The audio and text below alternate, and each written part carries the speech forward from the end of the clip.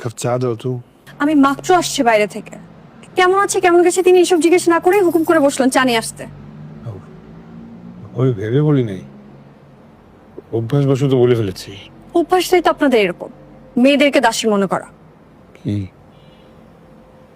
না থাক, তোমার বানাতে হবে না, আমি আমার চা বানিয়ে না কেন? আপনি কেন বানাবেন? আমি বানাবো। যত চা খাবেন বানাবো, যত রকমের যতবার খাবেন বানাবো। এই, আমি এমন কি বলেছি তুই আমার সাথে এভাবে কথা বলছো? ঠিক আছে, আমি পারি না ওই যে রিফাত সাহেবের মতো তেল চর্বি মাখিয়ে গদগদ করে কথা বলতে। তা আমি এমন কি করেছি তোমার সাথে এমন করছো? রিফাত সাহেবের কথা আসছে কেন? উনি তো তোমার আদর্শ। উনি সবার সামনে বউকে জড়িয়ে ধরেন, ভালোবাসি বলেন, অ্যানিভার্সারিতে নাচেন ওনারা। উনি তো আদর্শ হাসবেন, আমি না, তাই না? আপনি ভালোবাসা বুঝেন যে আপনি প্রকাশ করবেন? আপনি তো বুঝেনই না। শুধু বাজার করলে যদি হাজবেন্ড হওয়া যেত তাহলে সব কাজের লোকেরাই সেরা হাজবেন্ড হতো।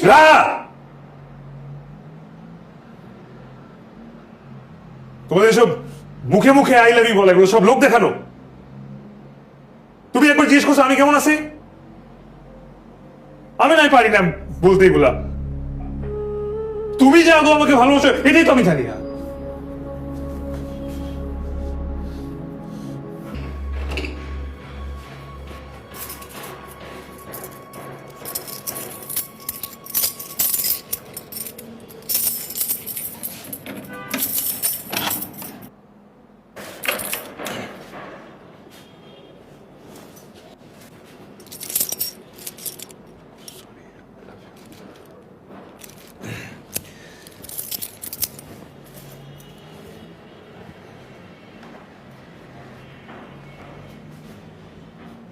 রাহা,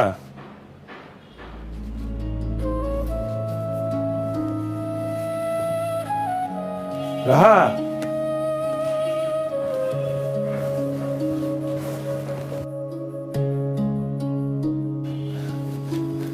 রাহা,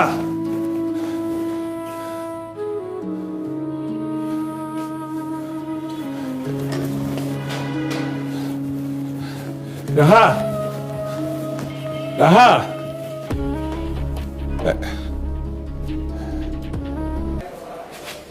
রাহা এসেছিল? আমি ওকে বলেছিলাম আপনাকে বলার জন্য, কিন্তু আপনি ব্যাপারটা কিভাবে নেন এর জন্য আসলে ও বলতে পারেনি। আসলে বিশ্বাসের অভাবেই এমনটা হয়েছে। আর দূরত্বটাও এত বেশি যে রাহা বলতে পারেনি ওর অপমানের কথা। আসলে কি ভাইয়া, মাঝে মাঝে সঙ্গীকে জানাতে হয় আপনি যে তাকে ভালোবাসেন। ভিতরে ভিতরে রেখে দিলে অনেক কিছুই বোঝা যায় না।